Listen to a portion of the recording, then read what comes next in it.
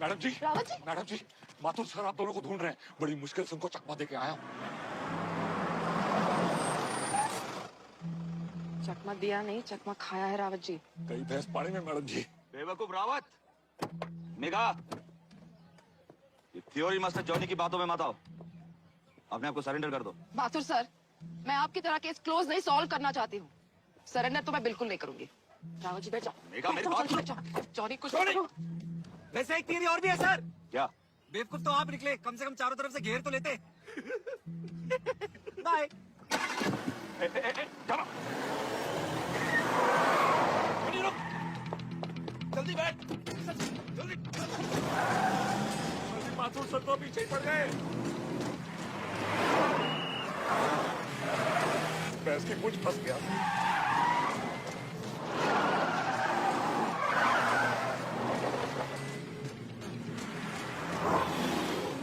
पास में ये सर जी, जल्दी करिए सर जी, संभाल के। कुछ नहीं करेगा रावत जी।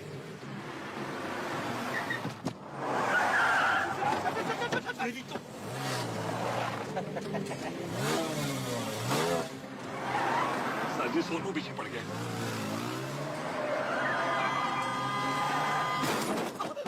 गिर गया, चोट ना लगी हो बेचारे को। भयंकर सर जी, सब पीछे रह गए। निकल गए सर जी। जल्लाद फिर आ गया है माथुर जी। इसको गलत जगह घुसने का बड़ा शौक है। Johnny, Johnny, yes darling. बहुत हो गया time pass. Oh really? But this is so much fun. No darling, no. Let's take a U-turn.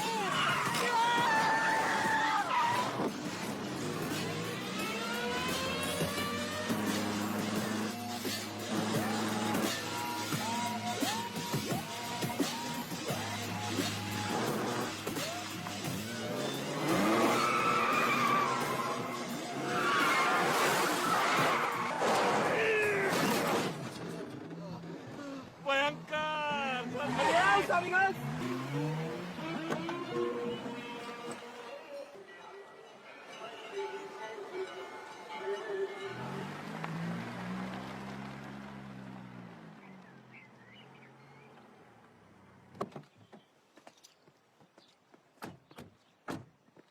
ये कहाँ आ गए हम?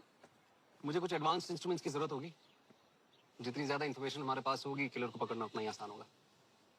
और इस पूरे देश में एक ही इंसान है जिनके पास ये सारे इंस्ट्रूमेंट्स हैं। कौन? माय मेंटोर, मेरे गुरु, इस देश के सबसे बड़े forensic scientist. Sir, so good to see you. Good to see you. How are you? I am very well. How are you? I am okay.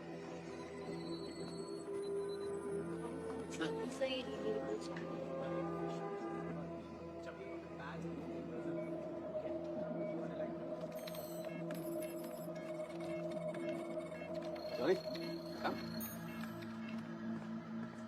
So, Johnny babu, the lab is all yours. तुम्हारे लिए कुछ मुश्किल नहीं। कर लो case solve, right? Thank you, sir.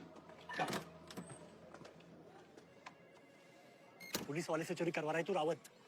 Copy बनाते समय जान हलक में आ गई थी मेरी। क्या पाप लगेगा तुझे? तो अगर ये केस तुमने ऐसे ही ना दबाया होता ना, तो ये नौबत ना आती। अच्छा भाई, हाँ। इसका फोरेंसिक एविडेंस भी तो होगा। ओए नाना भाई, ये मैं नहीं कर सकता। छोटा भाई है तू मेरा, कर दे। शाबाश।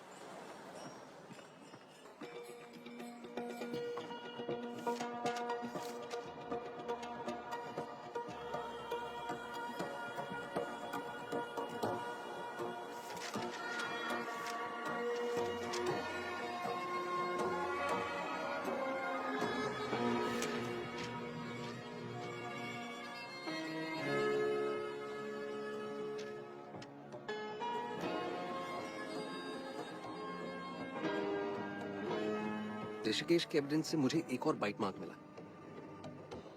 उस बाइट मार्क का डीएनए और बिंदिया के बाइट मार्क का डीएनए 100% मैच है sir. So killer is the same, but दोनों बाइट मार्क्स अलग हैं। How is that possible? Simple explanation है, try and guess it. Okay.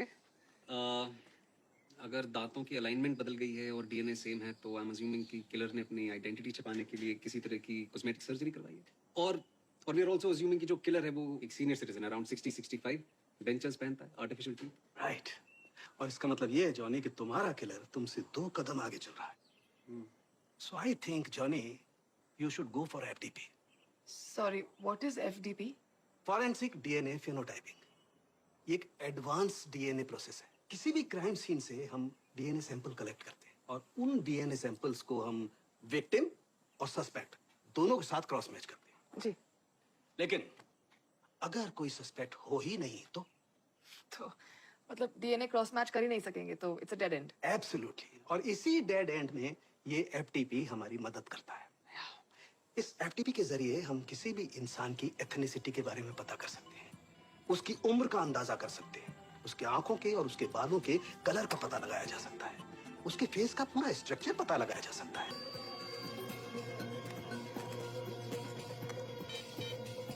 तो समझो कि जैसे एक आई विटनेस है और वो आपके सामने किसी सस्पेक्ट का स्केच बनवा रहा होता है. जब सारे दरवाजे बंद हो तो एफडीपी के जरिए हम ये तो पता लगा ही सकते हैं कि हमारे जॉनी बाबू को कौन सा दरवाजा तोड़ना है.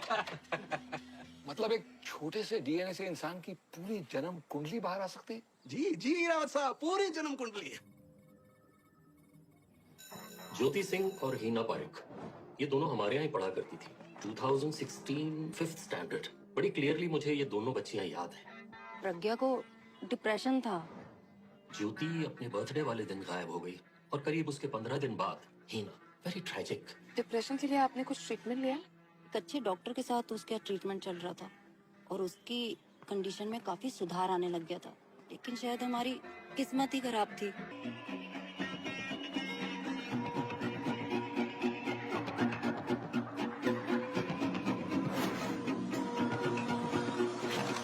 सॉरी साहब, जस्ट वन लास्ट क्वेश्चन. आपके यहाँ 5 साल पहले कंसल्टिंग साइकियाट्रिस्ट कौन था? Doctor Ramesh Gupta. Doctor Ramesh Gupta. Are you sure? Of course he was the best one we had. पर उनके कैंसर की वजह से उन्हें रिजाइन करना पड़ा था. हाँ Johnny, I think we have a lead. You should join us. Okay okay, I will be there. घर तो बंद है. Excuse me. क्या आप यही आसपास रहते हैं? हाँ जी. रमेश जी का कैंसर तो ठीक हो गया था, लेकिन खुश नहीं थे वो. क्यों? उनके बेटे ने सुसाइड किया था ना. शशि नाम था बेटे का. 10-12 साल का रहा होगा जब रमेश जी ने उसे अडॉप्ट किया. उसे कोई दिमागी बीमारी थी, डिप्रेशन या ऐसा कुछ. जब रमेश जी के कैंसर के बारे में पता चला शशि को, तो सह नहीं पाया. शशि की डेथ कैसे हुई? ट्रेन के आगे कूद गया था. ये 3 मर्डर्स हैं और ये है suicide according to the police report. लेकिन इन चारों का मरने का तरीका बिल्कुल सेम था और इन चारों की लाशें ट्रेन ट्रैक्स पे मिली. सो आर यू ट्राइंग टू से कि शशि ने सुसाइड नहीं किया? Well, I have a theory. शायद रमेश गुप्ता ने शशि को बिल्कुल उसी तरह से मारा जिस तरह से उसने इन 3 लड़कियों को मारा. शशि को जिस लाड प्यार की जरूरत थी, रमेश जी ने खूब दिया उसे. शशि के लिए तो रमेश जी ही सब कुछ थे. अरे पर वो उसका बाप है, अपने खुद के बच्चे को क्यों मारेगा वो? Shashi was adopted. May be Shashi को इन मर्डर्स के बारे में पता चला हो और इस डर से कि शशि पुलिस के सामने अपना मुंह ना खोल दे, रमेश गुप्ता ने उसको मार दिया और वो भाग गया. जब लाश मिली तो सर और चेहरा पूरी तरह कुचल चुका था. हर एक सीरियल किलर का एक पैटर्न होता है. ओके, अब 4 मर्डर्स करने के बाद रमेश गुप्ता रुक गया. हाँ, फिर पिछले 5 साल शायद उसका कूलिंग ऑफ पीरियड चल रहा था. अब किसी चीज ने उसको ट्रिगर किया होगा जिस वजह से वो वापस एक्टिव हो गया. Now we have to find out कि वो ट्रिगर क्या है. Trigger could be anything. Childhood trauma for example, the most common cause. या फिर किसी करीबी को खोने का बेहद डर या कोई साइकोलॉजिकल डिसऑर्डर. Cancer relapse. वो मेरे फादर फिगर जैसे हैं. उनकी तबीयत बहुत खराब है. क्या हुआ है उन्हें? महीने भर पहले उनके ब्लड कैंसर का रिलैप्स हुआ था. आपके पास रमेश गुप्ता जी की कोई फोटो होगी? Yes, just. Cancer relapse. Oh my God, doctor Ranjana की जान खतरे में. रमेश गुप्ता मसूरी में है और आज आर्या का बर्थडे है. Let's go, come let's go.